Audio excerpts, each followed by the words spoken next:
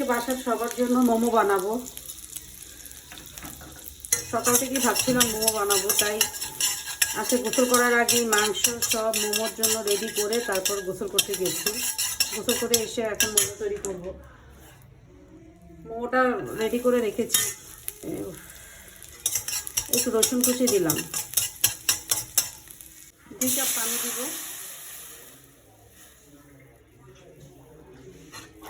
এটা প্রয়োজন অনুসারে আপনারা যতটুকু ইচ্ছা পানি দিতে পারেন।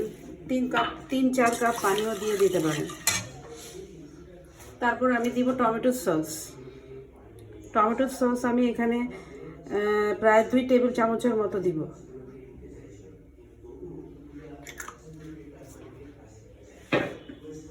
সয়া সস দিব।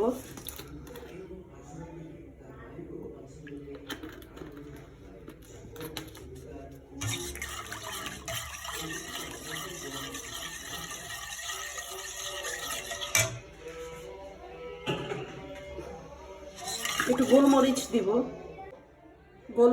গোলমরিচটা দিলে একটু ঝাল হয়, একটু ঝাল ঝাল ভাব হয়, ভাল লাগে খেতে।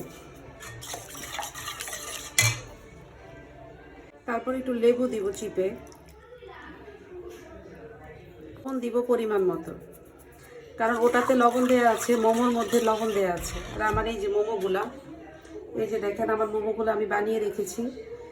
আজকে একটু অন্যরকমভাবে মোমোগুলো রান্না করব। কর্নফ্লাওয়ারটা গুলে তারপরে দিয়ে দিব। একটু সাদা তিল দিয়ে দিলাম।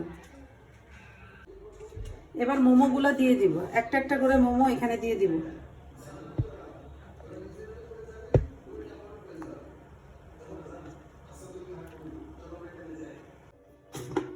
চিনি দিয়ে দিব, সামান্য পরিমাণে একটু চিনি দিব। চিনি দিলে স্বাদটা বাড়ে। দেখেন মোমোগুলো কিভাবে ফুলে উঠেছে।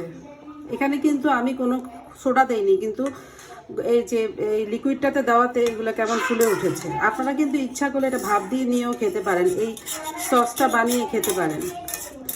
আমার বাচ্চারা খাবে দেখে আমি ঝালটা ইউজ করিনি, আপনারা কিন্তু একটু ঝাল দিতে পারেন। আমি যা গোলমরিচ দিয়েছি ওটার যে ঝালটা হবে ওই ঝালটাই। আমি এখানে একটু থাই পাতা দিয়েছি, হঠাৎ মনে হলো একটু থাই পাতা দিব, তাই থাই পাতা দিয়েছি। এই যে আমার এটা প্রায় হয়ে গেছে, 10 মিনিটের মতো আমি এটাকে সিদ্ধ করে নিয়েছি। দেখুন অনেকটা ঘন হয়ে গেছে। এই যে আর 2 মিনিট রেখেই আমি নামিয়ে ফেলবো। এই যে চুলাটা বন্ধ করে দিচ্ছি, এটা আমার হয়ে গেছে।